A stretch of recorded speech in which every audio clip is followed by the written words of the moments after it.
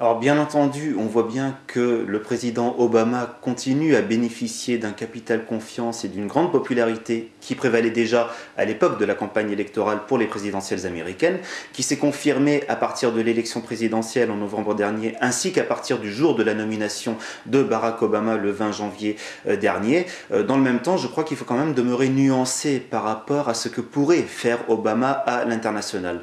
Bien entendu, le réflexe commun que l'on a en général, c'est de se dire, étant donné que on a eu l'une des pires présidences de l'histoire américaine avec George Bush, on voit mal comment est-ce que Obama pourra faire pire, en ce qui peut se tenir jusqu'à un certain point.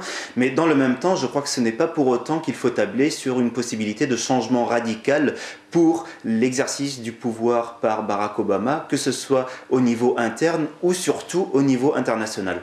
Alors sur le plan interne, bien entendu, on a des problèmes économiques qui prévalent aux États-Unis et qui font que Barack Obama a effectivement développé une forme de nouvelle politique qui passe par des options fortes, par des options dures et qui montre que finalement des positions aussi tranchées pourront être salvatrices pour l'économie américaine et donc pour l'avenir des États-Unis, au moins sur les courts et moyens termes.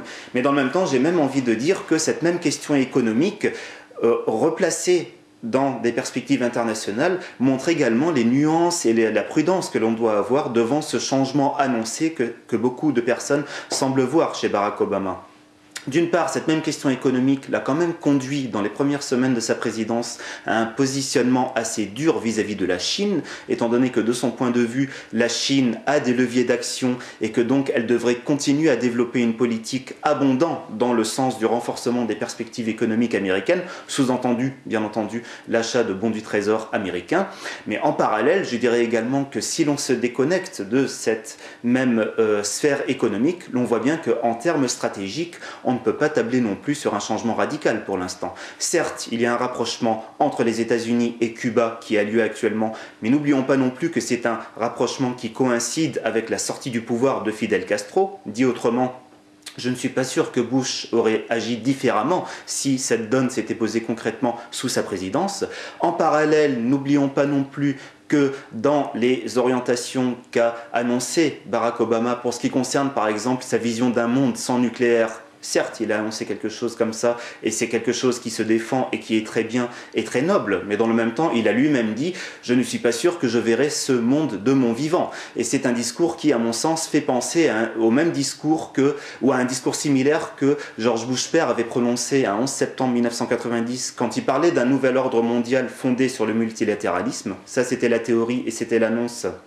Mais on a vu que dans l'application, c'était plutôt l'unipolaire et le leadership qui avaient été sollicités par les États-Unis. Je ne vois pas pourquoi le chef de la première puissance mondiale renoncerait aujourd'hui à ce même leadership.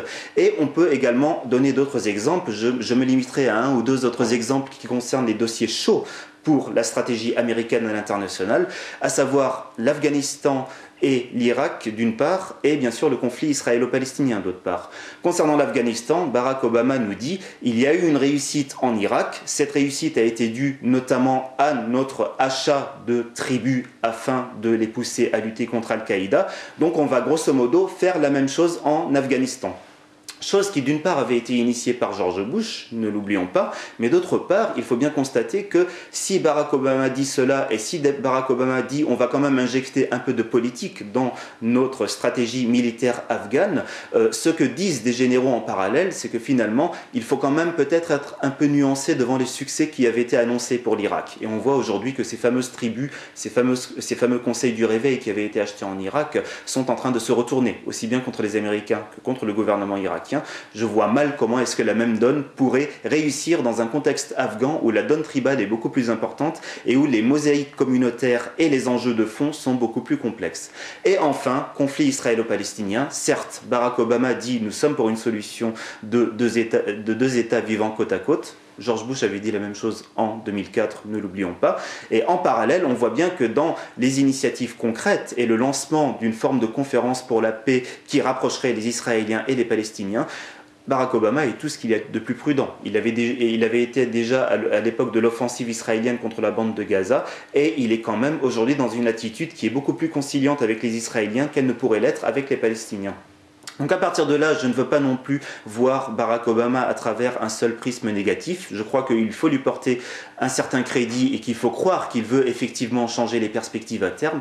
Mais je crois que ce qui est gênant dans l'état actuel des choses, c'est que au bout de moins de 3 mois de présidence, on est toujours en train de parler d'un Obama qui sauverait le monde ou qui changerait le monde. Non, Obama défend les intérêts américains. Les intérêts américains passent encore par une volonté de leadership à l'international et je vois mal pourquoi Barack Obama renoncerait à ce qui finalement fait partie de ses fonctions naturelles.